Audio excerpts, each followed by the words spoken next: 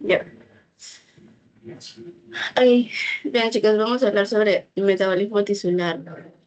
Bien, así que sé que estas clases ya las está dictando el doctor Guija, así que me estoy basando únicamente en su información. Bien, primero quiero mencionar algunos datos importantes que ya lo había estado mencionando en clases anteriores. Por ejemplo, el hecho de cómo nosotros almacenamos energía. La almacenamos en dos formas, ¿verdad? Mencionamos glucógeno, mencionamos triglicéridos y utilizamos energía a través de algunas moléculas que pueden ser ácidos grasos, cuerpos cetónicos, carbohidratos y proteínas, pero en menor cantidad, mayormente es por aminoácidos, ¿no? Porque eso es lo que mayormente absorbemos. 90% de aminoácidos es lo que absorbemos y muy poquito de proteínas. En realidad no se debería absorber proteínas, así que las moléculas de energía son los carbohidratos, los aminoácidos, los ácidos grasos y los cuerpos cetónicos. Cabe mencionar que los ácidos grasos que vienen de los lípidos, ¿no?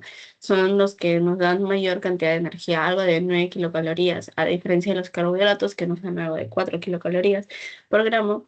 Entonces, aunque hayamos hablado más de la glucosa, en realidad la energía más la obtenemos de los ácidos grasos o de los lípidos.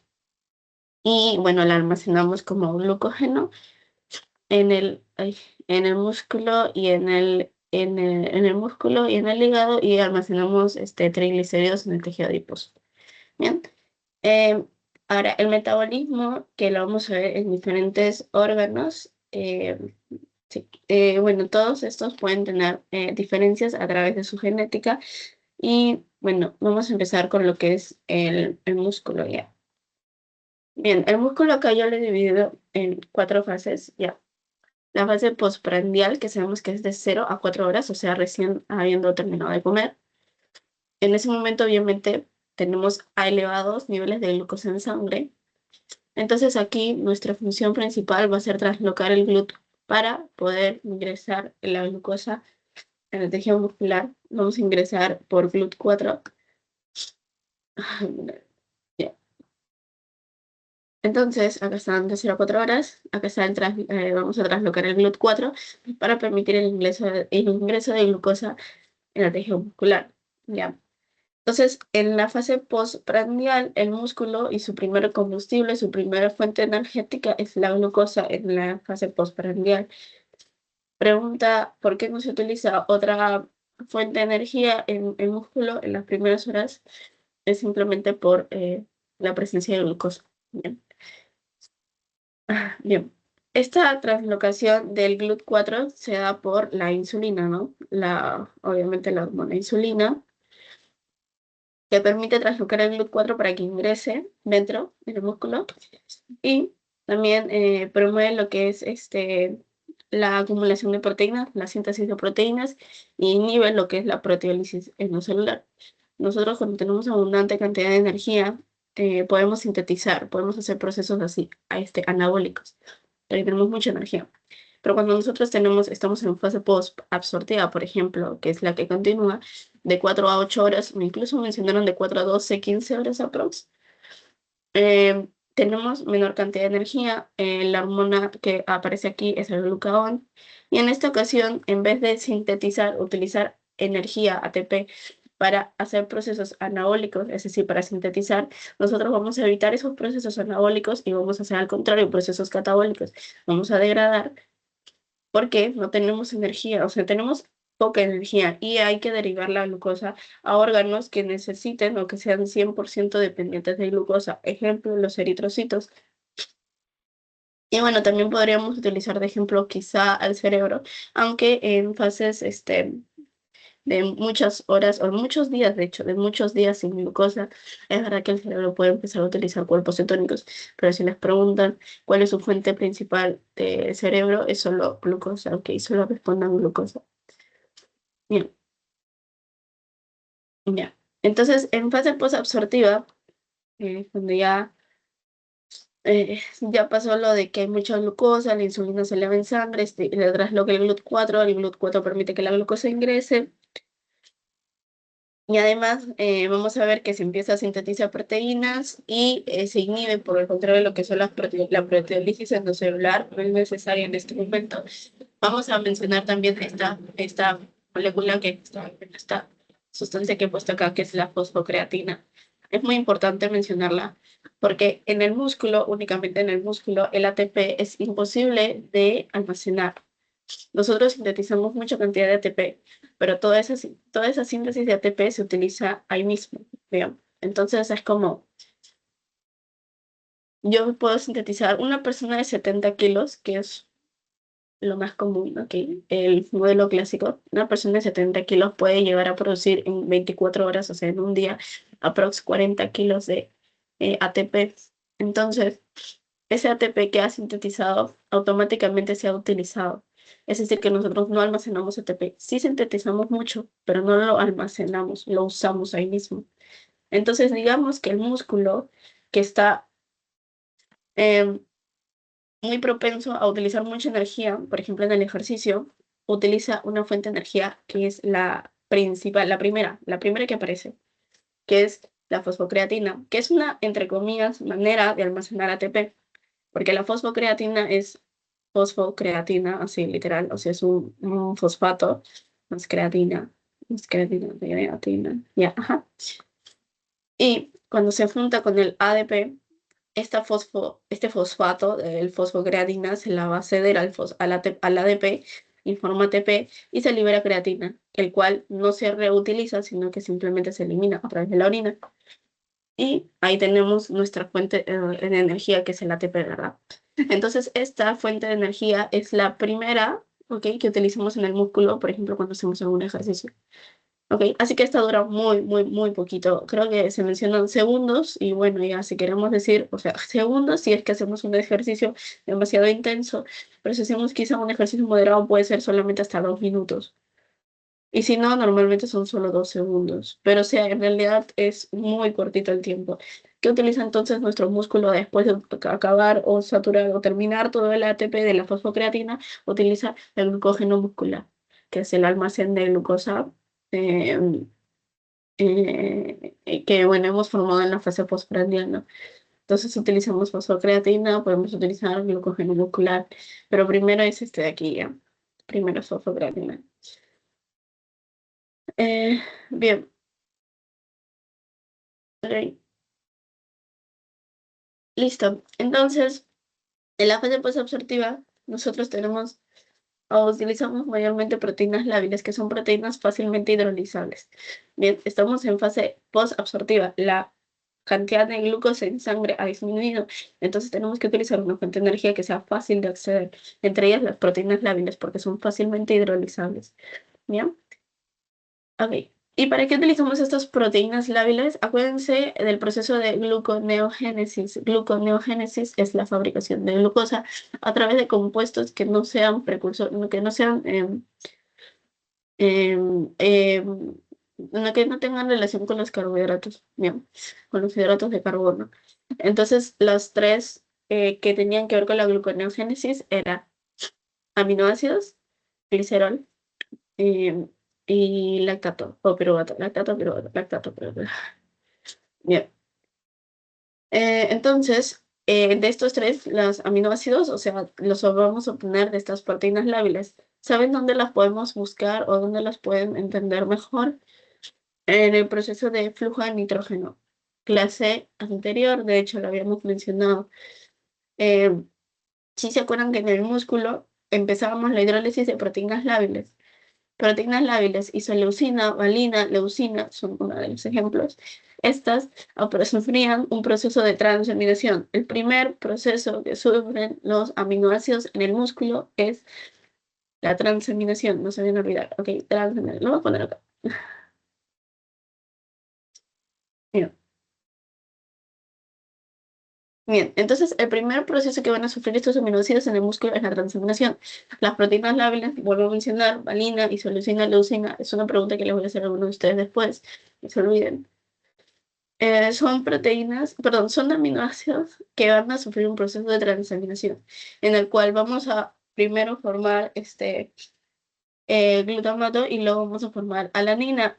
Ajá. Y estos de aquí, bueno, primero, después de eliminar estos de aquí, vamos a formar o vamos a liberar piruvato. Este piruvato que ya les había mencionado que formamos, se iba directamente a hacer el proceso de gluconeogénesis en el hígado. Bien, porque acuérdense que el órgano principal que genera gluconeogénesis es el hígado. También el riñón, también el intestino, pero principalmente es el hígado.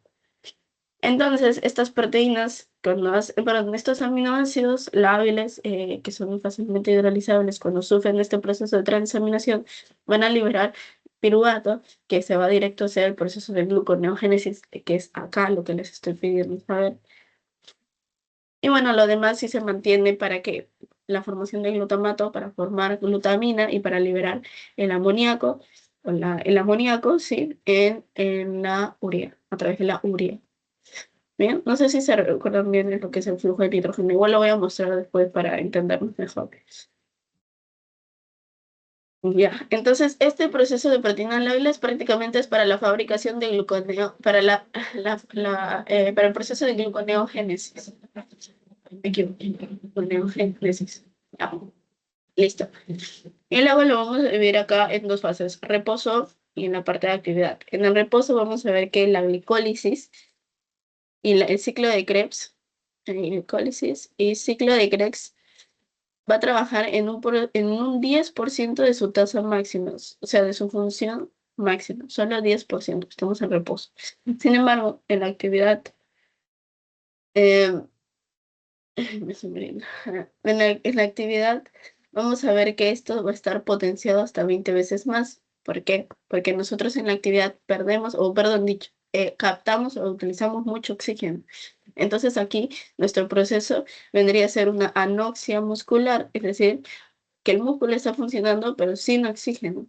Y en esta ocasión lo que se va a estimular, lo que se va a hacer con mayor efectividad, va a ser la utilización de glucosa por la glicólisis. Acuérdense que la glicólisis es un proceso anaeróbico, más el ciclo de Krebs es un proceso aeróbico. Y si nosotros estamos en actividad y estamos utilizando demasiado oxígeno, nuestro oxígeno para el ciclo de Krebs, por ejemplo, está escaso. Entonces, por el contrario, nuestra glicólisis es el que se va a acentuar en este momento de actividad. Y como el ciclo de Krebs es que es dependiente de oxígeno y no tenemos oxígeno por una actividad forzosa o por una alta actividad, es que el ciclo de Krebs va a dejar de trabajar. Y si te acuerdan del proceso de glicólisis, ¿verdad? Glucosa pasa a piruvato, piruvato entra al ciclo de Krebs y cuando el ciclo de Krebs ya no está trabajando, porque acuérdense que estamos sin oxígeno, el piruvato, ¿qué va a hacer? El piruvato se va a formar lactato por la enzima lactato deshidrogenasa, lactato, lactato. ¿Bien? Y este proceso, si se acuerdan que fabricaba, liberaba NAT. Y si se acuerdan la enzima NAT, ¿para qué era? Para mantener la glicólisis, perdón, para mantener la glicólisis y seguir haciendo este proceso de glicólisis. Lo malo es que en la anoxia muscular fabrico demasiado lactato y lactato es un ácido, eso es un ácido lactato, un ácido láctico, ácido láctico. Entonces, a veces es en donde nosotros decimos que después cuando hacemos ejercicio intenso, para las personas que van al gimnasio, por ejemplo, un ejercicio intenso, un ejercicio prolongado, hace que o sea, se incrementa la formación de lactato y puede haberse, a veces hay acidosis, ¿bien? Porque el lactato es un ácido, pues, ¿no? Acidosis, el pH disminuye. Bien, ya,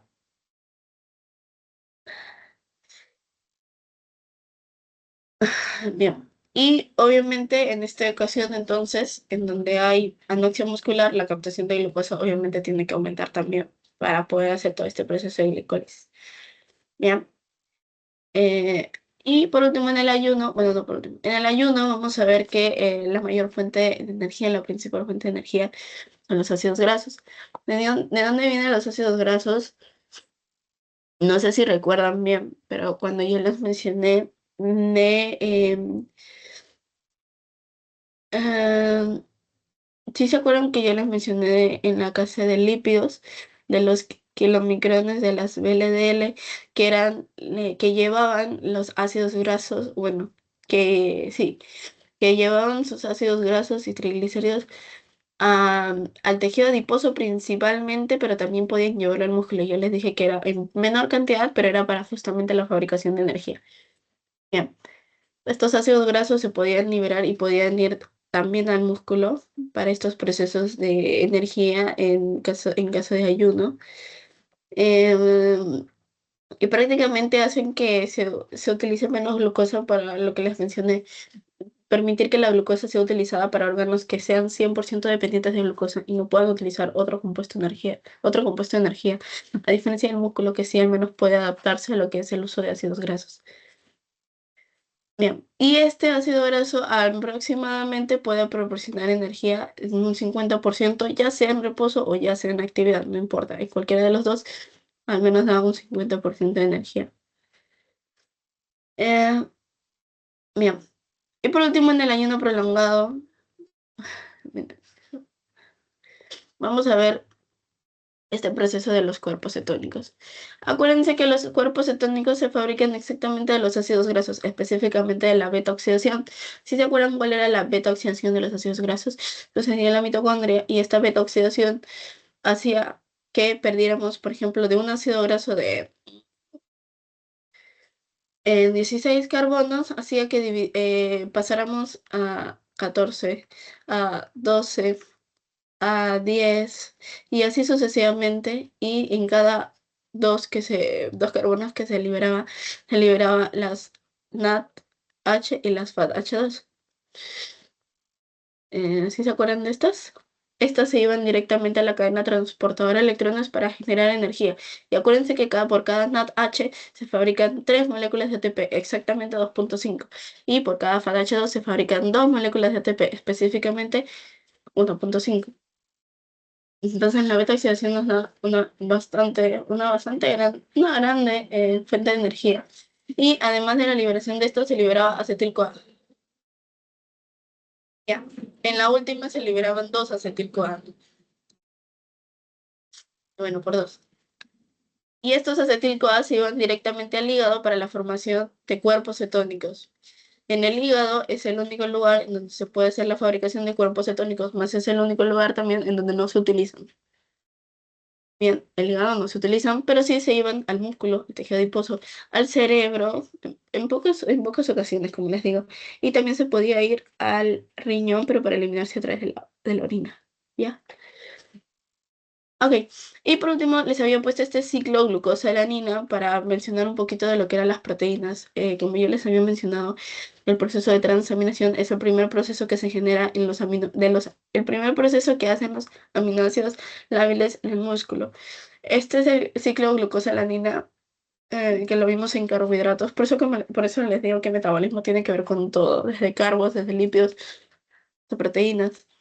El ciclo glucosa-alanina se lo mencioné, que era eh, parecido al ciclo de Cori, pero el ciclo de Cori solamente habla piruvato lactato. En cambio, en el ciclo glucosalanina estamos hablando de este aminoácido. Este es el músculo. Cuando nosotros incrementamos la absorción o la captación de glucosa, bien, aumentamos la captación de glucosa, piruvato, y el primer proceso que hace es la transaminación, en donde se va a formar alanina. Esta alanina pasa al hígado para hacer el proceso de gluconeogénesis y se forma otra vez glucosa. Bien, más el piruvato que hizo transaminación, también puede formar o puede generar lo que es acidosis por la formación de lactato. Acuérdense que en este momento de actividad en la que tenemos una acción muscular, digamos que la que nos mantiene es la glicólisis y no puede mantenernos el ciclo de Krebs, que es un proceso dependiente de oxígeno. En la actividad nosotros saturamos todo el oxígeno. Entonces, si utilizamos todo el oxígeno, ya no podemos hacer ciclo de Krebs, pero sí podemos hacer vía glucolítica y formamos piruvato lactato, y esta formación de piruvato lactato me bota esta enzima NAT, que permite que mantenga la vía glucolítica para seguir haciendo el mismo ciclo. Ajá. Entonces sigo con glucosa, piruvato lactato, y una porción de esta se va a formar alanina por transaminación para procesos gluconeogénicos. ¿Ya? Ya. Bien, chicos. Este es músculo. Este es el más largo de ahí, todo lo demás es muy rápido. Bien, ok. Bien, ahora vamos a ver sobre otro órgano. Vamos a hablar de tejido adiposo. Ya, espérense un rato. Ya. Tejido adiposo. El tejido adiposo en fase postprandial. En fase postprandial nosotros hemos visto, recién hemos comido de 0 a 4 horas, no se olviden olvidar.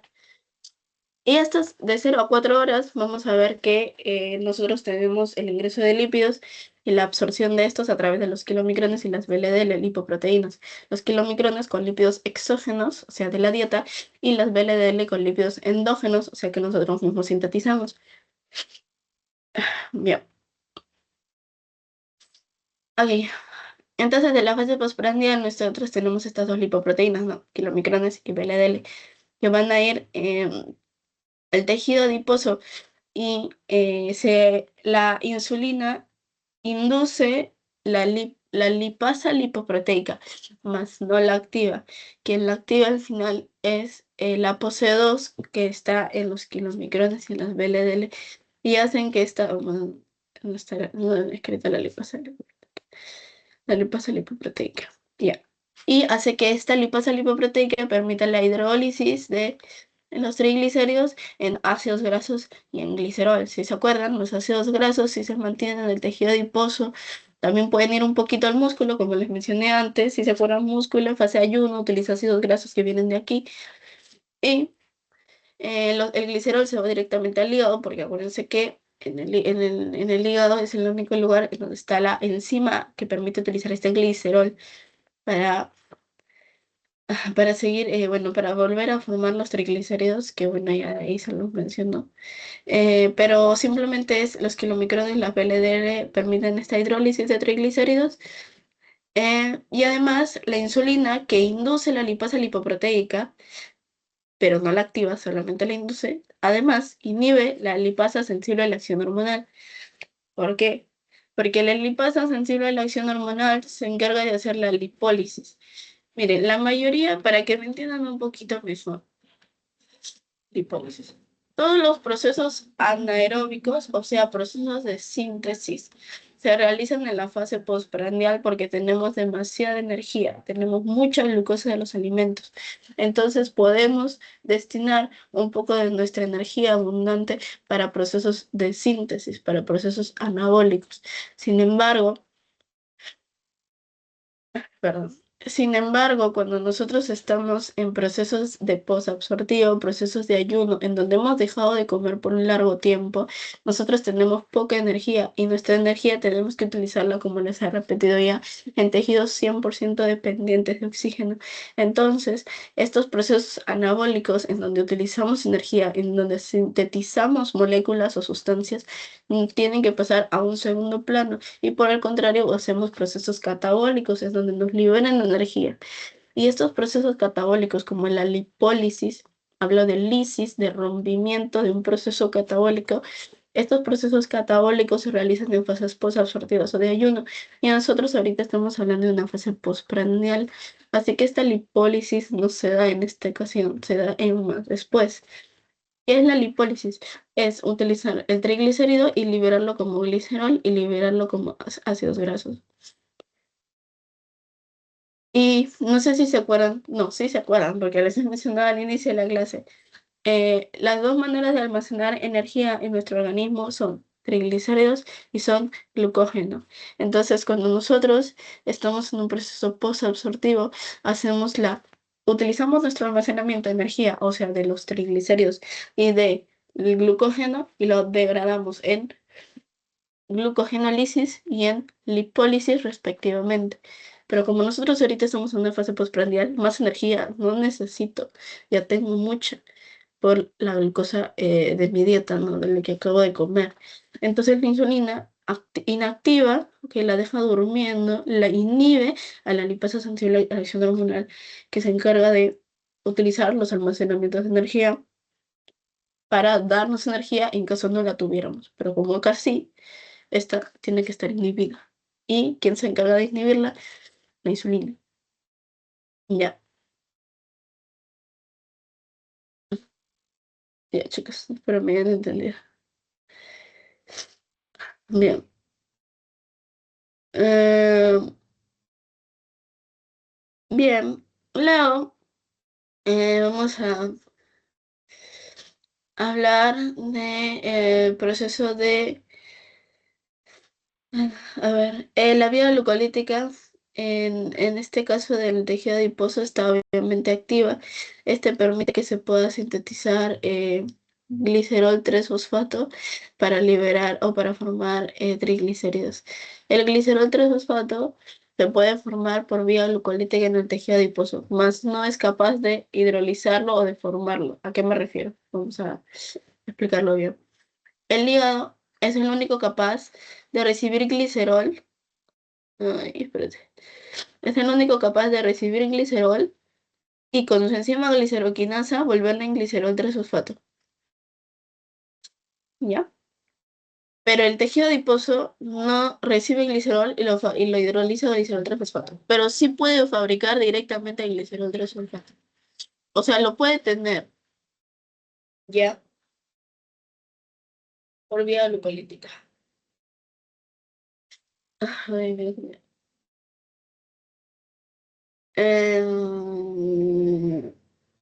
Listo. Y vamos a hablar de la parte de ayuno. En la parte de ayuno, vamos a ver que obviamente es... Espera, sí, Camila, dime. Ale, una pregunta, ¿por qué es que el tejido muscular, mm, no, adiposo, no puede, este, o sea, necesariamente necesita la vía glucolítica para los estos, o sea, ¿qué le da esta vía glucolítica? ¿Cómo? No, espérate, perdón, no te entendí. O sea, Ujú, el hígado puede convertir el glicerol a glicerol 3-fosfato. ujú. Ya. El que no puede es el músculo, ¿verdad? Ningún otro órgano puede. Ajá, ya en el caso del músculo, ¿por qué necesita? O sea, ¿qué le da la vía glucolítica? ¿Una enzima o un compuesto? Lo que pasa es que para volverse glicerol a glicerol 3-fosfato se necesita la enzima gliceroquinasa. Y esta enzima gliceroquinasa solamente la tiene el hígado. Entonces el músculo, ni el tejido adiposo, ni cualquier otro tejido puede transformar el glicerol a glicerol 3-fosfato.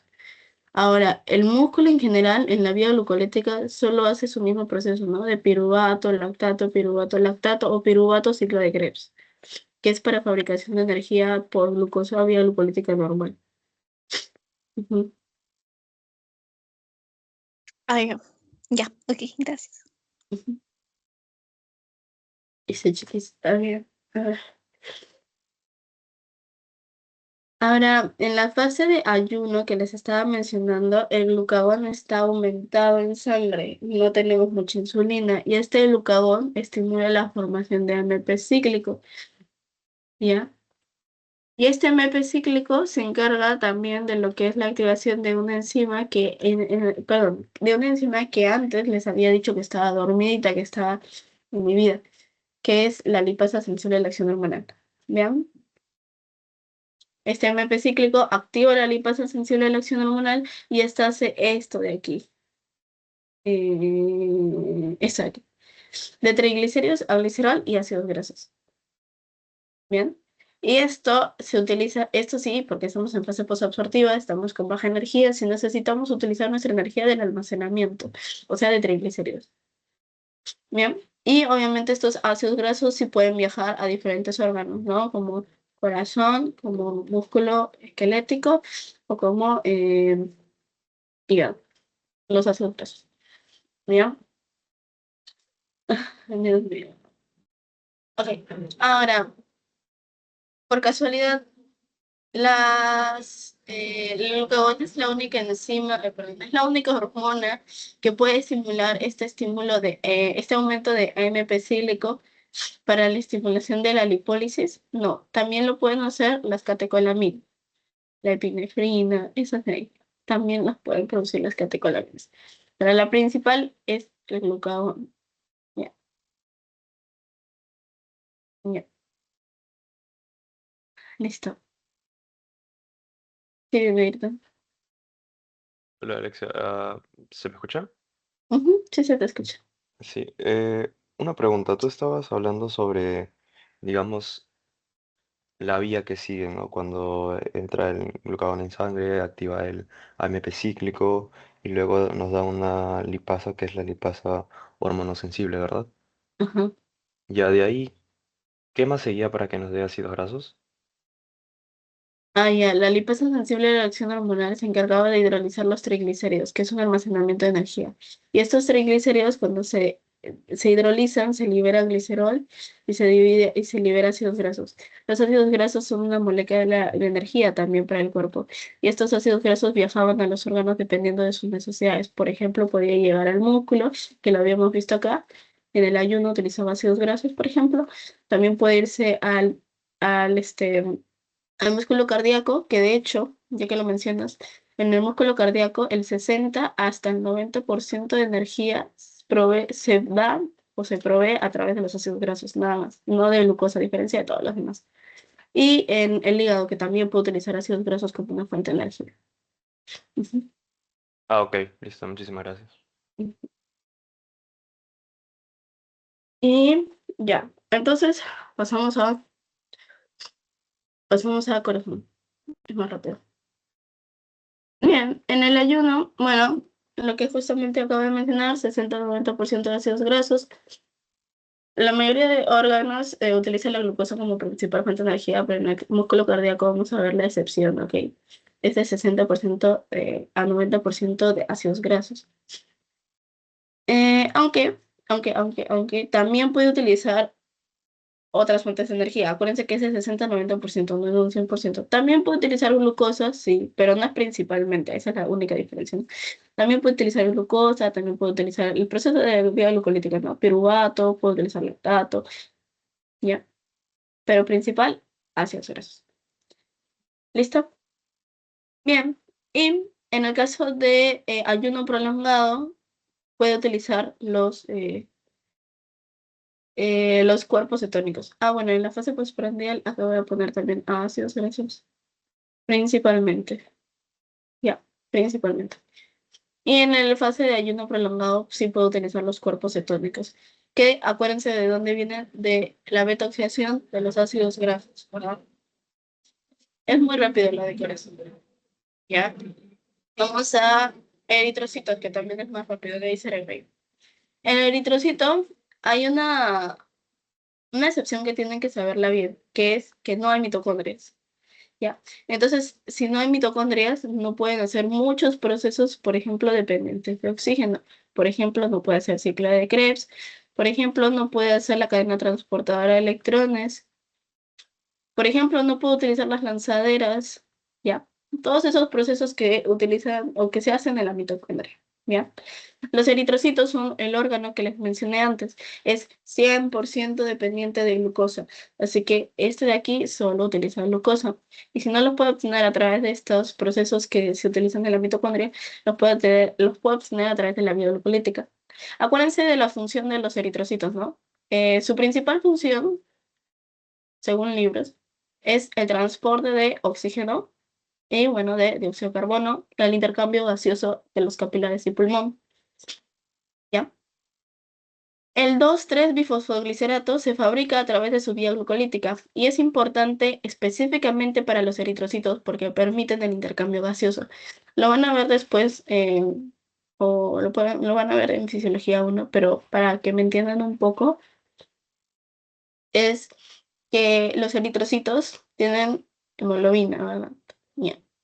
Hemoglobina pueden transportar lo que es dióxido de carbono y oxígeno a través de la unión con la hemoglobina, ¿ok? Con la hemoglobina.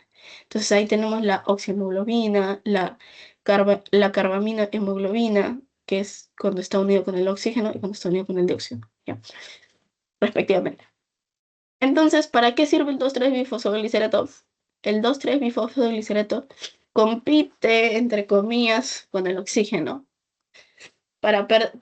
pelean un puesto con el oxígeno para que éste pierda su unión con la hemoglobina y se libere cuando cuando hacemos el intercambio gaseoso, porque en el intercambio gaseoso tenemos que hacer ese intercambio como tal de oxígeno y dióxido, y hace que el oxígeno se libere para que vaya al organismo, para que ya no esté pegado a la hemoglobina. Así que es importante el 2,3-bifosfolisirato, sí es importante porque puede permitir eso, ¿no? La desunión, bueno, la pérdida de afinidad del oxígeno con la hemoglobina, que es el encargado de transportarlo dentro del eritrocito. Bien. Y bueno, acá lo importante, eso es lo más importante, la no mitocondria, que no tiene mitocondria. Así que obviamente por eso les menciono que no puede hacer ni ciclo de Krebs, ni cadena de transporte de electrones, ni lanzaderas, ni beta-oxidación tampoco, por ejemplo. Así que solamente depende de, uy, así que solamente depende de lo que es la vía glucolítica y utiliza la glucosa. Así que esto se mantiene a través de piruvato lactato, piruvato lactato. Acuérdense que piruvato no ingresa a ciclo de Krebs, no hay mitocondria. Piruvato lactato, piruvato lactato. Y esto libera NAT, que permite mantener otra vez la vía glucolítica y seguir haciendo piruvato lactato. Bien, listo. Se acabó eritrocitos y cerebro. Cerebro también es corto, ¿ya? Bueno, no mucho. Ok, el cerebro en la fase postprandial, y de hecho debería ser en todo tipo de fases, es su principal fuente de energía es la glucosa, ¿ya? Em, Incluso en el ayuno nocturno, es decir, cuando dormimos no estamos comiendo, obviamente, y dormimos se supone 8 horas, se supone. Entonces ahí utilizamos también glucosa. Bien, incluso a pesar de que ya estamos en una fase post-absortiva que va de 4 a 8 horas o incluso un poquito más. Ya. La glucosa se puede oxidar completamente gracias al dióxido de carbono y gracias al agua. Y además nosotros vamos a ver que niños, o sea, niñitos de más o menos 4 años, quizá un poco menos, van a utilizar este proceso de oxígeno consumido hasta en un 50%. Sin embargo, los adultos, como nosotros, consumimos oxígeno hasta un 20%. ¿Por qué la diferencia? Investigando un poco, pude observar que era quizá por la falta de desarrollo, ¿no? En los niños, el desarrollo cerebral aún se está dando, entonces necesitan mayor consumo de oxígeno, a diferencia de los adultos que ya pues ya tienen su cerebro mayor desarrollado. Entonces ahí ya el consumo de oxígeno y la captación de oxígeno disminuye, ya no es tan necesaria. Aún así, estos procesos se mantienen por vía glucolítica, ¿no? Vía glucolítica. Eh, Bien, la vía glucolítica trabaja también en un 20%, más el ciclo de Krebs si trabaja trabaja en su tasa máxima. ¿Por qué trabaja en su tasa máxima? Porque nuestro cerebro está constantemente sintetizando neurotransmisores. Entonces necesitan energía todo el tiempo. Y entre ellos es por eso necesario que estos procesos trabajen en su tasa máxima, porque incluso durmiendo seguimos produciendo neurotransmisores. Entonces, la vía glucolítica, a pesar de que trabajen solo en un 20%, como acuérdense que el piruvato va a ciclo de Krebs, este de aquí sí trabaja en su tasa máxima. Ya, así que no hay problema. Y sí, es verdad. La glicólisis entonces puede aumentar, sobre todo en fases cuando estamos en anoxia, o sea, cuando no tenemos oxígeno, lo que aumenta más es la vía glucolítica. Acuérdense que el ciclo de Krebs es dependiente de oxígeno, así que si hubiera un proceso de anoxia, lo que nos mantiene es la vía glucolítica, procesos anaeróbicos. Y como es solamente tenemos la vía glucolítica para que nos mantenga, tiene que aumentar aproximadamente de 5 a 8 veces. ¿Ya? Y la insulina no tiene ningún efecto acá en el cerebro, no puede ocasionar nada, no permite la translocación de nada, solamente dependemos de algunos GLUTs que se pueden utilizar en el cerebro, que ya no son los GLUT4 en el músculo ni GLUT2 en el hígado, sino que es el GLUT1, el GLUT3 y el GLUT5. Ya, GLUT1, 3, 5. Ya, dependiendo, pues chicos, el 1 era para astrocitos, el 3 era para neuronas y el 5 era para microglías. Ya. No creo que les pregunten eso, pero por si acaso. Y por último, en el ayuno prolongado, como les digo, ya en sus últimas instancias, sí puede ser que el cerebro utilice cuerpos cetónicos, se adapte al uso de cuerpos cetónicos para poder mantener energía. Pero, o sea, como les menciono, este ayuno es prolongado, o sea, los cuerpos cetónicos que utiliza el cerebro serían después de días sin comer, o sea, sin glucosa, días. Y no es solo glucosa. Ya. Bien, chicos, ya con estos dos ya estamos casi terminando. Creo que esta es la parte más larga. El hígado y el riñón. Dejé los dos más largos al final. Vamos a empezar con riñón ya, porque el hígado creo que tiene más todavía. El riñón puede utilizar diferentes moléculas de energía. Tenemos glucosa, tenemos ácidos grasos, tenemos citrato, tenemos lactato, tenemos glicerol, glutamina y cuerpos cetónicos. Glucosa, ya la sabemos. Ácidos grasos, ya lo sabemos. Citrato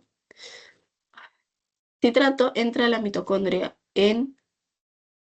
después de la liberación de piruvato, se fabrica, acuérdense que de piruvato entra a la mitocondria y se fabrica oxalacetato acetil-CoA. ¿Sí se acuerdan? Fíjense. Esta es la mitocondria. Este es el piruvato de la vía glucolítica. El piruvato ingresa, forma oxalacetato por piruvato carboxilasa, oxalacetato, así nomás lo voy a poner ya. Y piruvato también puede formar acetil-CoA por piruvato deshidrogenasa, acetil-CoA, ¿ya? Y estos dos se pueden juntar y fabricar citrato. Este es la única manera de salir de la mitocondria, porque el acetil-CoA no sale de la mitocondria como acetil-CoA, sino que sale como citrato. Este citrato se libera de la mitocondria y por una citrato-aliasa vuelve a formar el acetil-CoA, que sirve ¿para qué? Para la formación de ácidos grasos, principalmente, y también puede formar en un poquito por ciento colesterol, ¿ya?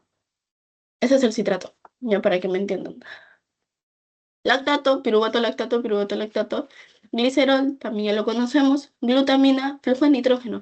Glutamina es la forma de liberar amoníaco en procesos de desaminación para la eliminación en el riñón, o sea, estamos acá, en urea. ¿Dónde se sintetiza la urea? El único órgano que sintetiza urea es el hígado. En el riñón se filtra todo y se elimina a través de la orina, sí, pero donde se sintetiza es en el hígado, ya. Y los cuerpos cetónicos que ya conocemos. Y que también pueden venir de la formación de ácidos grasos, así que todo tiene relación. Bien, chicos, ya. Ahora, vamos a hacer una división entre la corteza del riñón y la médula del riñón. Es- eh, bien. En la corteza vamos a ver un elevado consumo de oxígeno a diferencia de la médula. Es por eso que en la corteza se potencian procesos dependientes de oxígeno. Entre ellos tenemos el ciclo de Krebs. Voy a poner ciclo de Krebs, la cadena transportadora de electrones, las lanzaderas, etc. Sin embargo, en la médula renal, como tenemos baja consumo de oxígeno, estas enzimas se van a ver disminuidas. Entonces, lo que vamos a ver son procesos anaeróbicos disminuidos, procesos aeróbicos disminuidos y procesos anaeróbicos aumentados. Uno de los procesos anaeróbicos que a cada rato se los menciono es la vía glucolítica, la glicólisis. Hoy. Ya. ¿Listo? Listo. Ok. Bien.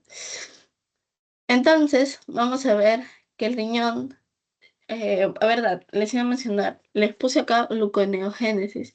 Sí les mencioné que el hígado era el principal órgano encargado de la gluconeogénesis, y es verdad.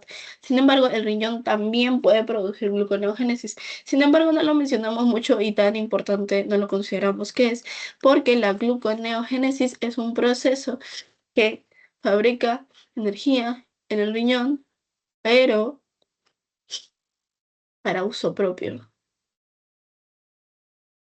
O sea que el riñón está caño y no le da energía a través de esta gluconeogénesis a otros órganos. Mayormente fabrica O sea, fabrica glucosa por gluconeogénesis, pero para sí mismo. Ya. No lo libera la circulación para demás órganos. Ya. Dios mío, me muero. Mm. Bien, y estos también, obviamente, la gluconeogénesis está estimulada por las hormonas que ya les habíamos mencionado antes. em, em, Glucagón y algunas catecolaminas como epinefrina, ¿no? Adrenalina, que es lo mismo, ¿no? Ahora, cabe mencionar que el glucagón, que es una hormona estimulante de la gluconeogénesis, es única en el hígado, ya.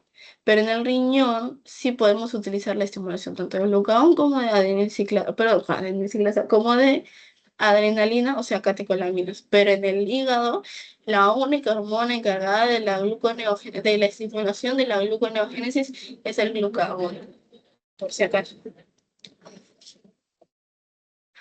Ya. Bueno, ya. Y la gluconeogénesis estimula la fabricación de una enzima que es la principal enzima para la gluconeogénesis, que es la PEPCK. PEPCK, que es la fosfenol piruvato carboxiquinasa. No sé si, a ver, espérate. ¿Se ha visto mi cambio de diapositiva o se sigue viendo la principal? Espérate. ¿Se sigue viendo la principal o si se cambió? Y lo vuelvo a compartir pantalla. Mm.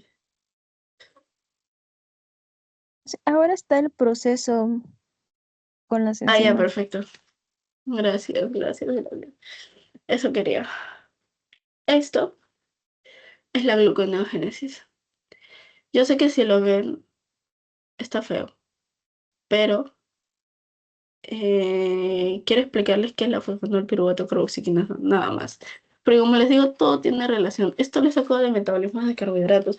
Es por eso entre comillas dicen que el final es un poquito más complicado porque tiene que ver con todo. Pero no, chicos, está bien. ¿Ya? Uy, esta es mi PepsiK. Ay, chistoso. Esta es mi PepsiK. Ay, qué horrible. Mi fosfonol piruvato carboxiquinasa. ¿Y por qué es importante y por qué yo digo que es la principal enzima que utiliza la gluconeogénesis? Porque mi PepsiK pasa de oxalacetato, que no se ve acá, pero está acá, ¿ya? Pasa de oxalacetato a fosfonol piruvato, ¿ya? Pasa de oxalacetato a fosfonol piruvato. ¿Para qué? Para que de fosfonol piruvato, si se dan cuenta, miren esto, miren esto, miren esto. Flecha de doble sentido. Es decir, que claro, en la vía glucolítica el proceso es hacia abajo, ¿no? Esto es vía glucolítica, glicólisis, obvio. Pero yo estoy hablando de gluconeogénesis, o sea, yo quiero fabricación de glucosa a través de compuestos que no son precursores o que no tengan que ver con carbohidratos. Entonces, yo estoy fabricando a través de oxalacetato, fosfonol piruvato, fosfonol piruvato. Y este fosfonol piruvato va a ser lo mismo que hacía, pero o sea, los mismos pasos, pero al revés, va hacia arriba. Este proceso hacia arriba, esto es la gluconeogénesis. Ya. Ahora, preguntita, que puede ser una preguntita capciosa. Yo tengo fosfonol piruvato, es verdad. Ujú. De oxalacetato paso a fosfonol piruvato, queda perfecto. Pero yo tengo un problemita. Yo tengo esta enzima, la piruvatoquinasa, que es una enzima, es una de las tres enzimas más importantes en la vía glucolítica. Vía glucolítica, fosfofructoquinasa 1, hexoquinasa 4 y piruvatoquinasa. Las tres. Bien, la fosfofructoquinasa 1 digamos que era la más importante para regular, y lo vimos en metabolismo de fructosa. La exoquinasa existe, y la piruvatoquinasa es una enzima importante porque es el último paso para la formación de piruvato, porque la piruvatoquinasa forma fosfenol piruvato y lo pasa a piruvato, que digamos que es la última parte de la vía glucolítica, el final. Entonces, si yo formo fosfenol piruvato y yo tengo mi enzima piruvatoquinasa, O sea, de fosfonol-piruvato yo no me iría arriba, sino que simplemente paso abajo y formo piruvato. Y eso vendría a ser un ciclo inútil, un ciclo inservible. Porque justamente yo quiero fabricación de glucosa, si yo quiero ir para arriba. Y si yo formo piruvato otra vez, es como si no hubiera hecho nada. Entonces, esta piruvato quinasa tiene que estar inhibida para que no regrese el fosfonol piruvato a formar piruvato, sino que se vaya hacia arriba para hacer la gluconeogénesis. ¿Quién se encarga de inhibir esta enzima piruvato quinasa? El glucagón. Es por eso que el glucagón, perdón, que el proceso de gluconeogénesis lo vemos en una fase postabsortiva, en donde la insulina está disminuida y lo que aumenta es la hormona de glucagón, que se encarga de inhibir esta enzima piruvato-quinasa para que se dé el proceso de gluconeogénesis y no sea un ciclo inútil y no regrese a lo mismo. Bien, porque el piruvato forma oxalacetato, y si yo de oxalacetato formo el fosfonol piruvato y vuelvo a formar el piruvato otra vez me vuelve oxalacetato, y así hago un círculo. Oxalacetato, perdón, piruvato, oxalacetato, fosfonol piruvato. Otra vez piruvato, otra vez oxalacetato, otra vez fosfonol piruvato. Vendría a ser un ciclo inútil. Pero si yo inhibo esta piruvato quinasa por el glucagón en mi fase posabsortiva, este fosfonol piruvato se va hacia arriba y hace el proceso de gluconeogénesis que termina en la formación de glucosa. Ujú. ¿Listo? Bien. Terrible, chicos. Terrible. Estoy que me muero. Ya. Ok. Bien. Listo, pasamos a hígado. Es el último ya. Lo prometo. Y de ahí vamos a ver muy rapidito los otros procesos para no matarnos. Ok. Ya. Hígado. Chicos, lo más importante. Fase postprandial, fase ayuno. Fase postprandial, vamos a ver qué es el encargado, el principal, bueno, el hígado es el principal órgano encargado de recepcionar los nutrientes a nivel intestinal. Acuérdense que, bueno, acuérdense que estos de aquí, bueno, puede utilizar la enzima glucosa, ¿sí? Acá acuérdense que el que transloca, perdón, el GLUT que se encarga de permitir el ingreso de glucosa en el hígado es GLUT2, ¿ya? Sí, chicos, se los menciono porque yo sufría con eso. Ok. Entonces, acuérdense que perdón, todos los nutrientes que se absorben a nivel intestinal van a llegar al hígado a través de las lipasas, a través de las lipoproteínas, por ejemplo, en el caso de lípidos. En el caso de glucosa, ya sabemos que utiliza el GLUT2 para ingresar la glucosa en el hígado. Ahora, la glucosa en el hígado en el hígado la glucosa se puede utilizar para diferentes procesos, entre ellos la fabricación de glucógeno en gluconeogénesis. Se utiliza para sintetizar también colesterol ¿saben cómo lo fabrica? Después de la vía glucolítica, acá está, después de la vía glucolítica pasa el ciclo de Krebs, forma acetil-CoA, forma un poco de colesterol, pero es muy poco ya, pero también forma. Y también puede sintetizar periglicéridos. Ya. Eh, ah, ah, ah, ah, ya. Y también pero también puede ser en lo que es el recambio de proteínas. El hígado también hace ciclo de Cori y también hace ciclo de glucosalanina. Así que permite este recambio de proteínas en el hígado. ¿Ok? Ese es el que recepciona y permite la gluconeogénesis y todo. Acuérdense del ciclo de Cori y ciclo de glucosalanina con hígado y músculo. Bien, los ácidos grasos que se sintetizan acá en el hígado pueden utilizarse para fabricación de fosfolípidos. Los fosfolípidos los vamos a ver mayormente en lo que es la fabricación de la membrana celular o para, por ejemplo, lo que son la formación de lipoproteínas. Por ejemplo, en el hígado se sintetiza la VLDL, que es una lipoproteína que tiene una membrana de fosfolípidos, una bicapa lipídica. También se puede ver la fabricación de HDL, que es el encargado de recepcionar todos el colesterol de todos los tejidos y se encarga de llevarlo al hígado para su posterior eliminación. Y estas HDL son una bicapa lipídica también. Y esta bicapa lipídica está hecha por fosfolípidos, fabricados en el hígado a través de los ácidos grasos. Ay, ¿quién escribe? ¿Ya? Y por último, en el ayuno, en el hígado, vamos a ver que se encarga principalmente de mantener los niveles de glucosa, es decir, de mantener la glicemia. ¿Ya? En el ayuno. Ok, esto va a ser también en el hígado, vamos a ver que la insulina disminuye la insulina y por el contrario aumenta el glucagón. Glucagón, hormona principal, hormona única hormona, no se deben olvidar, que en el hígado, específicamente en el hígado, estimula el proceso de glucogenólisis, aumentando el AMP cíclico, activando proteinquinasas y todos esos esta es la enzima de glucógeno, ¿no? Ya esta degrada y libera glucosa. O sea, utilizamos nuestro almacén de energía en glucógeno para liberar glucosa. Ya. Y por último, eh, vamos a ver que el hígado, que sí puede recibir también ácidos grasos, en un exceso de ácidos grasos el hígado puede fabricar lo que son los cuerpos cetónicos. Acetil-CoA se va a fabricar cuerpos cetónicos también. Los ácidos grasos, cuando realizan beta-oxidación, liberan acetil-CoA y permiten la formación de cuerpos cetónicos. Acuérdense que el hígado sintetiza los cuerpos cetónicos, mas no lo usa. No los usa. Ya. Vamos a ir. No, el hígado no usa cuerpos cetónicos, pero sí los sintetiza para los demás órganos. Ya.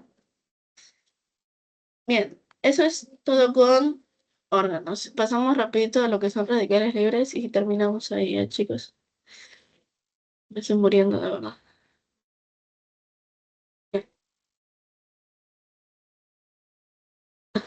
Bien.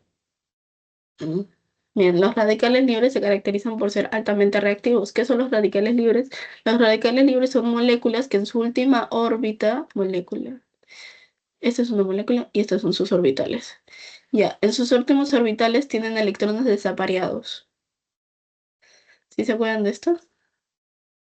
Electrones. Ya, termina así. Está desapareado.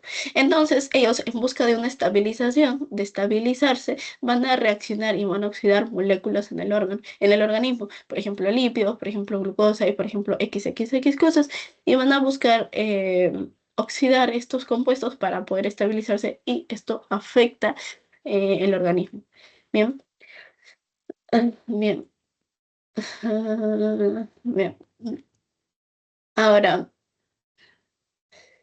los radicales libres se pueden formar entonces en diferentes lugares. Tenemos dos específicamente en la mitocondria a través de la cadena transportadora de electrones y en el citosol.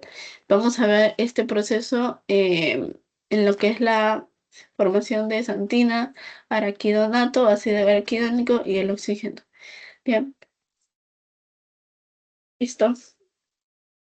Bien, estos son los dos procesos que hemos visto o que vamos a encontrar o que el doctor Guija siempre menciona, que es el ion superóxido con el ion férrico. Ya. Más 3 es férrico, más 2 es ferroso. Ya. Hombre. Bien, nosotros vamos a ver que este oxígeno, ya. Si nosotros nos damos cuenta cuando respiramos, no respiramos oxígeno puro, ya.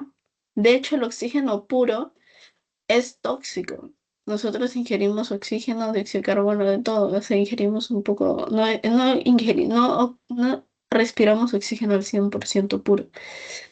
Entonces, este oxígeno este de aquí, este oxígeno, puede llegar a volverse con electrones, puede volverse un ion superóxido.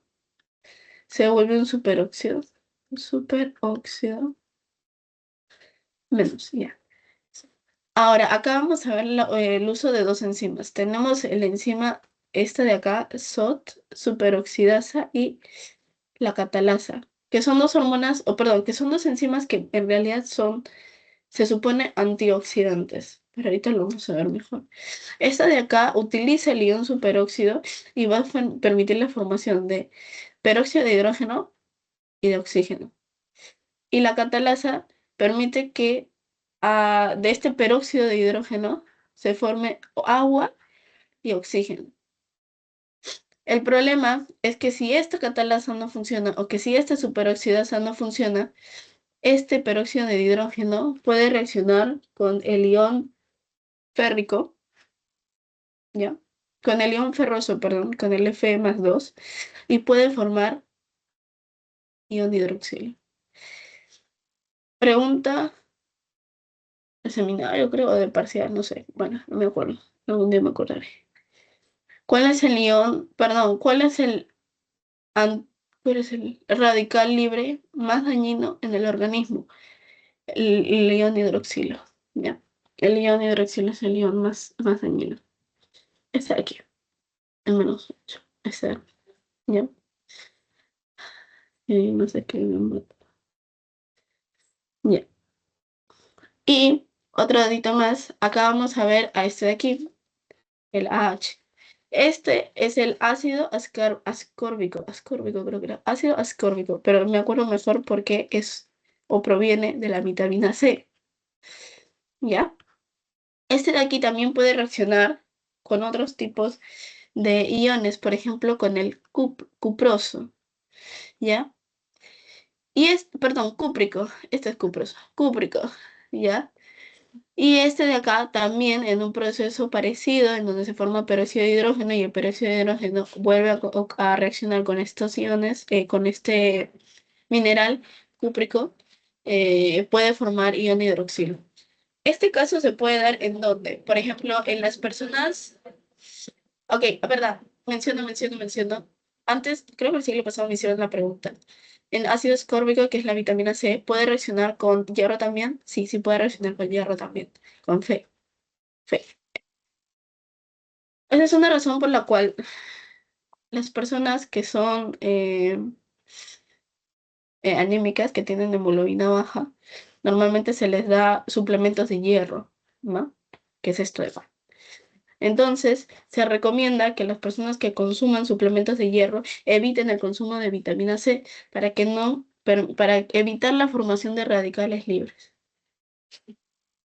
Es como, sí, es así, así normalmente es recomendado. ¿No? Y lo que les había mencionado en el citosol, tenemos la xantina, el araquidonato y el oxígeno. ¿Ya? Vamos a ver que la xantina, por la enzima Michi, o sea, el xantina oxidasa, puede formar ion superóxido. Y el araquidonato, por enzima ciclooxigenasa, ¿sí se acuerdan? ¿Sí se acuerdan las prostaglandinas, los tromboxanos, los prostanoides de la ciclooxigenasa que formaba ácido araquidónico? ¿Ya? O araquidonato, puede también fabricar oxígeno, perdón, superóxido. Y en el oxígeno, por la NADPH oxidasa, espérense, también puede fabricar ion superóxido. Y no se vayan a olvidar que a través de la fabricación de H2O2, que es peróxido de hidrógeno, también se puede fabricar ion hidroxilo, que es el ion o el radical más dañino. Esta reacción que vamos a ver acá, que es con el hierro, se llama reacción de Fenton y es una pregunta que les hacen en seminario. Ya, entonces esta reacción de Fenton. Ya, un datito más que también les quiero mencionar antes de que me olvide. Si en seminario, no sé si han hecho metabolismo en seminario, probablemente sí, pero igual, en seminario, en Metabolismos 1, cuando les preguntan de este proceso, él quiere que lo digan todo, o sea, literal, todo. O más ion cúprico se forma, ion cuproso, más oxígeno, todo. O sea, es un poco exquisito. ¿No? Ok. Ah, bien, el antioxidante obviamente es el versus los radicales libres que busca disminuir los efectos de estos hacia el organismo.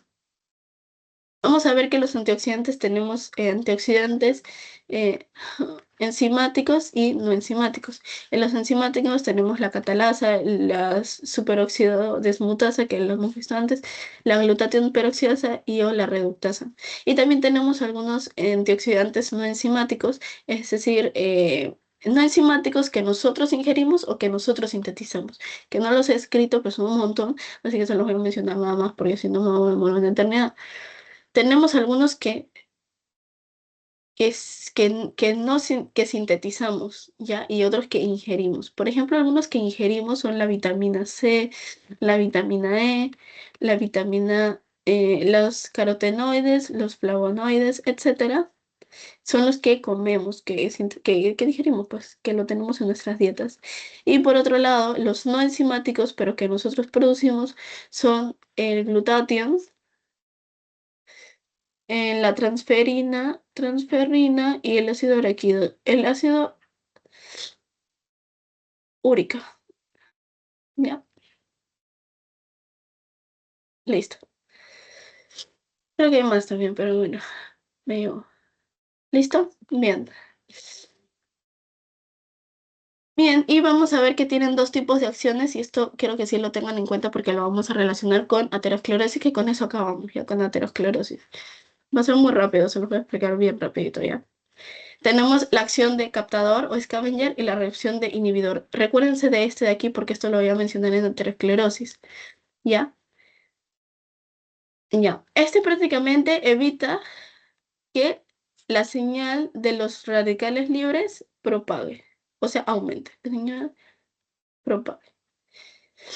Ya. ¿Qué hacen los radicales libres como tal? Los radicales libres alteran la señalización celular y evita evita que se realicen o sea, que los procesos lleguen a su destino correctamente. Alteran entonces la señalización.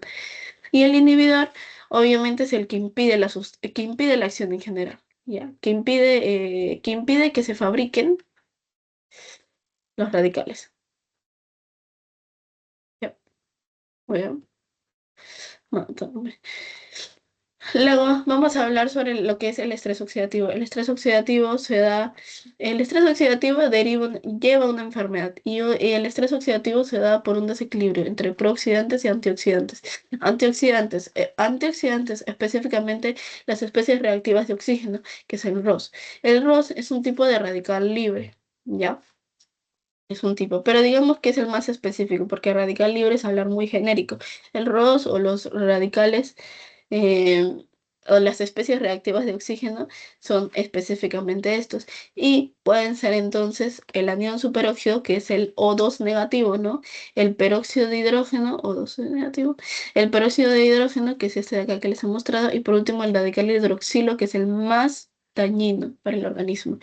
Y estos pueden generar oxidación de lípidos, oxidación de proteínas y oxidación de ADN. Principalmente esto porque o sea, no, da un mal plegamiento de las proteínas, por ejemplo, y obviamente puede generar en el ADN específicamente mutaciones, ¿ya?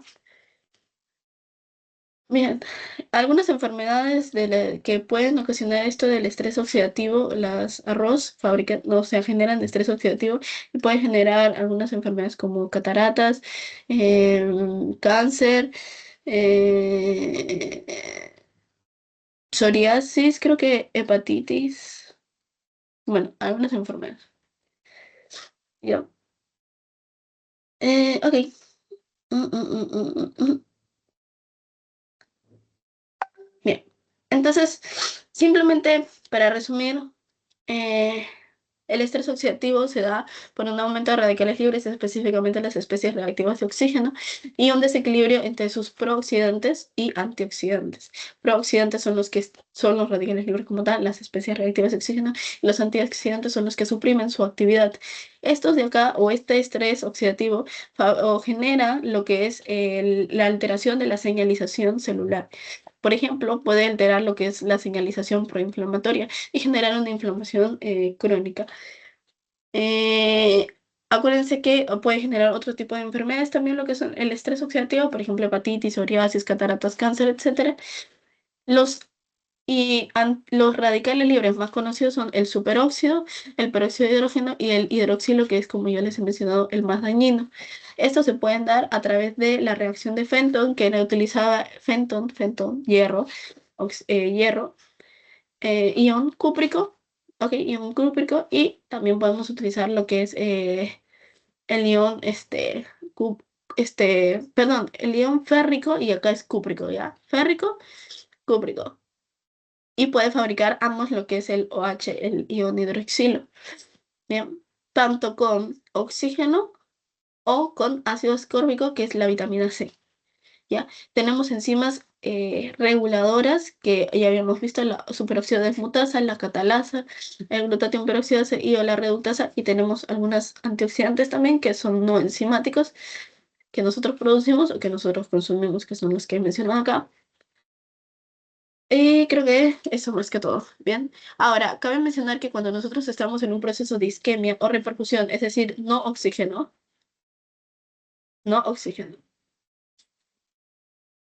también puede generar lo que son la fabricación de radicales libres. Vamos a ver que nosotros utilizamos ATP para mantener estos procesos sin oxígeno. O sea, cuando nosotros estamos en isquemia, o sea, no hay oxígeno.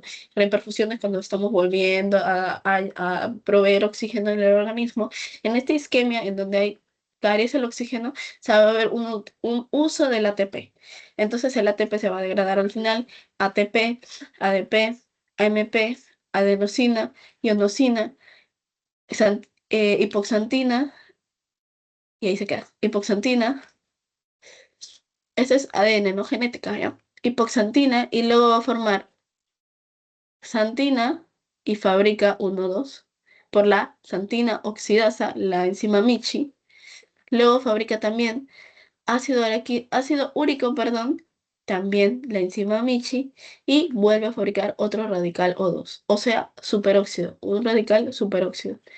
En la reperfusión, entonces, en donde se vuelve a formar lo que es, o sea, en la isquemia, que va de ATP hasta hipoxantina, que es la degradación del ATP. Sí, habíamos visto, ¿no? ATP, ABP, MP, adenosina, ionosina, hipoxantina.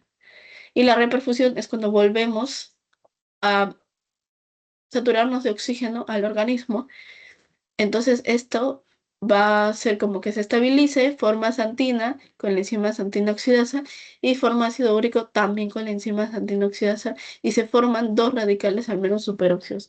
O sea que en este proceso también hay riesgo de formación de radicales libres. ¿Y para qué es o cómo lo podemos relacionar con la aterosclerosis? Que con eso termino. La aterosclerosis tiene que ver con varios factores de riesgo: obesidad, tabaquismo, etcétera, etcétera. También puede ser el elevado colesterol de más de 200 miligramos por decilitro. La aterosclerosis tiene que ver con las LDL oxidadas. ¿Quién las oxida? Los radicales libres. ¿Y qué hacen en los LDL? En las LDL los radicales libres afectan bueno, que estaba. Afectan su ApoB100, que es el encargado de recepcionar, que es el que se encarga, sí, que es el que se encarga de unirse con el receptor de LDL, ¿ya? Entonces, como no tiene, o sea, no permite, o sea, no tiene un receptor, o sea, no se une al receptor como tal, no se regula, ahí está, su recepción, porque obviamente su parte receptor está alterada, se vuelve permeable en el endotelio. Estamos hablando de vasos sanguíneos, aterosclerosis, se vuelve permeable en el endotelio. Y esto hace que ingrese LDL, ¿ok? Es permeable, ingresa varias veces, ingresa sin regulación. Esto tiene que ver con un receptor llamado receptor scavenger. Lo había mencionado antes. El receptor scavenger, que no lo regula, que no lo detiene, porque acuérdense que está oxidada por los radicales libres. Entonces, obviamente, este LDL oxidado, que nuestro organismo lo detecta como malo, va a venir los macrófagos a querer matarlo, a querer fagocitarlo, ¿ya? Porque los macrófagos son una molécula que se encarga de fagocitar. Entonces, acá están las LDL oxidadas, acá vienen los macrófagos que van a querer fagocitarlas, y para ello van a ingerirlas, pero les vuelvo a mencionar, su receptor está alterado. Entonces el macrófago no va a dejar de ingerirlas y va a seguir va a seguir comiéndote, va a seguir comiéndolas, las sigue consumiendo, las sigue consumiendo. Esto El macrófago lleno de las LDL, perdón, oxidadas son las famosas células espumosas. Y como este no tiene un límite para dejar de consumir o dejar de fagocitar estas LDL oxidadas, llegan a explotar, entre comillas, ¿no? Y liberar todo su contenido de colesterol y todo su contenido lipídico. Y cuando liberan esto, se forma la placa de ateroma. Me cansé. ¿Ya? Esto sucede en la túnica íntima, ya específicamente. Acuérdense que el vaso se divide en íntima, media, adventicia. Ya, esto específicamente sucede en la parte íntima, o sea que en la capa íntima del vaso endotelial. Bien, del vaso sanguíneo, perdón.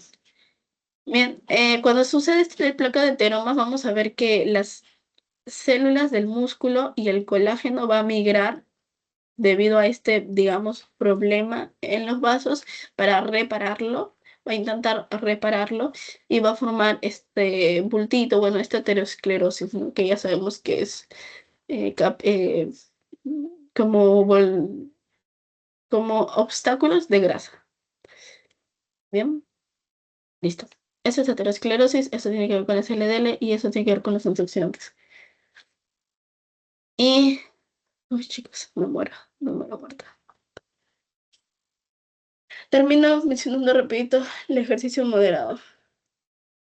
El ejercicio nosotros sabemos que la principal fuente de energía ni bien hacemos ejercicios es la creatinfosfato, que les había mencionado antes. La creatinfosfato es, entre comillas, una forma de almacenar energía en el músculo, entre comillas, porque acuérdense que el ATP no, nunca, nunca jamás se almacena. Pero la fosfocreatina es la unión de fosfato con creatina. Y esta unión de fosfato con creatina hace que este fosfato, cuando necesita energía, se libere y se vaya al ADP y forme ATP. Acuérdense que esto solamente dura poquito tiempo, entre segundos y minutos, y luego viene la fuente de que es glucógeno muscular. Ahora, si nosotros tenemos energía, por eso a veces se recomienda comer antes de hacer ejercicio, nuestra vía glucolítica y la cadena transportadora de electrones se potencia para mantener el uso de energía. Acuérdense que la ganancia neta y la vía glucolítica son de solo dos moléculas de ATP, así que tienen poca energía en general. La cadena transportadora de electrones, por el contrario, es el que fabrica mayor cantidad de energía. Entonces estos dos se complementan. Pero si estamos en un proceso en donde no tenemos mucha energía, el segundo paso vendría a ser el glucógeno muscular. Es la principal fuente de energía, principalmente en un ejercicio más intenso, ¿no? En un ejercicio intenso me refiero a de 2 a 3 horas aproximadamente de ejercicio, ¿no? Ese ya es abusivo, 2 a 3 horas de ejercicio. Ya, bien. Ahora, em, el glucógeno muscular puede servirnos para procesos, para ejercicios aeróbicos. Aeróbicos, nadar, caminar, todas esas cosas son procesos aeróbicos. Y como son procesos aeróbicos en donde yo utilizo energía, voy a hacer procesos aeróbicos. Ejemplo, ciclo de Krebs, ejemplo, cadena transportadora de electrones. Todos esos procesos se realizan en la mitocondria. Entonces yo voy a hacer una biogénesis mitocondrial. Acuérdense que son procesos aeróbicos y yo utilizo energía. Y la mayoría de procesos aeróbicos suceden en la mitocondria, ¿ya? Entonces, voy a hacer una biogénesis mitocondrial, un aumento de la biogénesis, que es la fabricación de más mitocondrias y la fabricación de mitocondrias más grandes, ¿ok? Y en ejercicios de resistencia, que son, la verdad no sé cuáles son los ejercicios de resistencia, yo no voy al gimnasio, no hago ejercicios, perdón. Ya.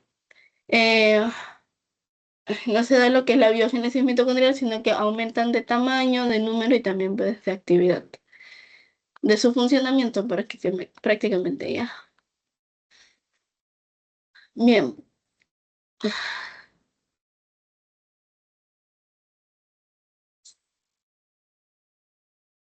Ok, creo que eso es más que todo. Bueno, solamente antes de terminar, es que el glucógeno muscular puede durar 2 horas. En un ejercicio moderado, en un ejercicio que debería ser 2 horas, el glucógeno muscular.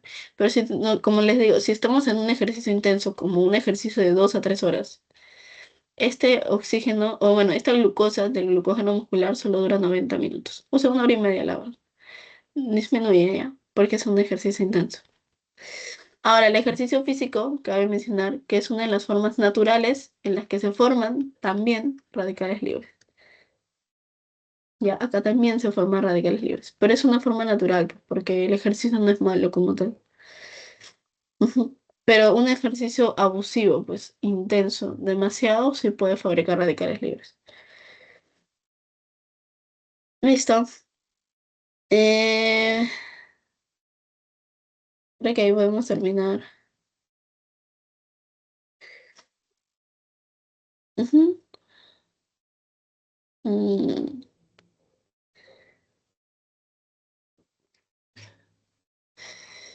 Bueno, de diabetes y obesidad, para no ahondar mucho en ese tema, que ya era lo último, es que la diabetes se considera un estrés oxidativo crónico.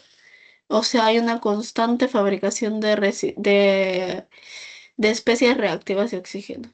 Y esto se da en 3 vías, ¿ok? Por un incremento de poliol, por una activación de la proteína C y por una formación de productos finales de glicosilación avanzada. Bien, cuando hablamos de un incremento de la vía de poliol, estamos hablando de saturación de la exoquinasa. Exoquinasa, enzima encargada o enzima reguladora en lo que es la vía glucolítica. Pasaba de glucosa a glucosa 6-fosfato, ¿sí se acuerdan? Ujú. Eh, Eso hacia la exoquinasa.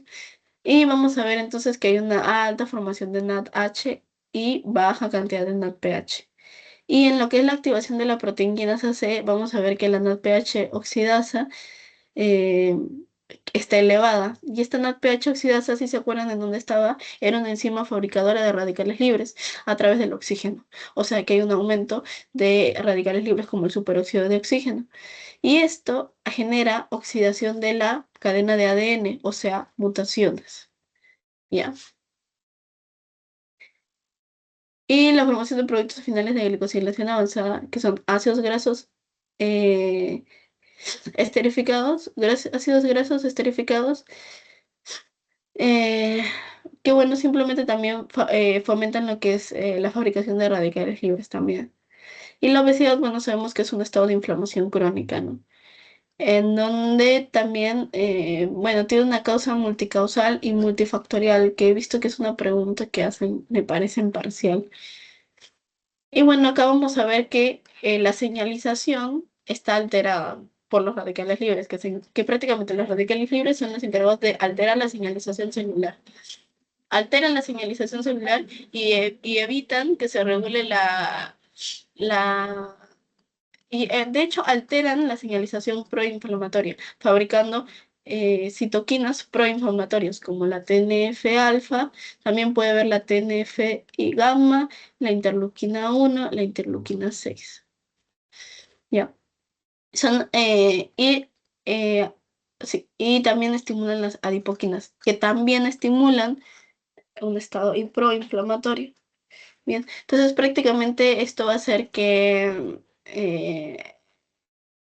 incrementan las citoquinas inflamatorias, por eso se habla de una inflamación crónica y de por sí también aumentan lo que son las especies reactivas de oxígeno, que son los radicales libres. Entonces, em, la obesidad, la diabetes mellitus, la aterosclerosis y la... Bueno, esos tres vendrían a ser enfermedades que tienen que ver con la fabricación de radicales libres. Y el ejercicio moderado es una forma natural de fabricación de radicales libres que es dañino siempre y cuando sea un ejercicio exhaustivo. Por eso normalmente se recomienda un ejercicio moderado en solamente poco tiempo, 30 minutos aproximadamente diario. Pero ya más es abusivo, pues. Entonces, cerramos con eso. Ya. Voy a un ratito dejar de compartir. Voy a dejar de grabar y me esperas un toque, por favor.